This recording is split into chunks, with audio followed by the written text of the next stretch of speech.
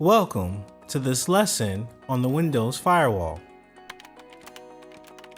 A firewall is a program or software that monitors incoming and outgoing traffic. While monitoring, the firewall has the power to block or allow traffic based on a set of rules that have been defined. Its function is to provide a security barrier between your internal network and the outside world, the internet.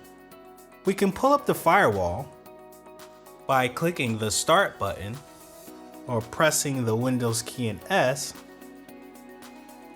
and typing in the word firewall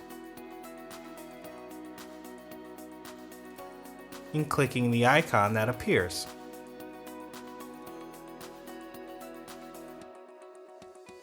This is where we can allow an app or feature through Windows Firewall,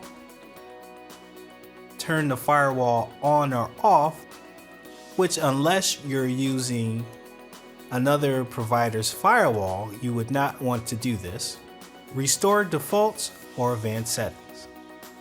The Windows operating system comes with a firewall that is pre-configured and adequate for a normal computer user.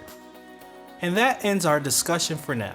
Thanks for watching, and I'll see you on the next video.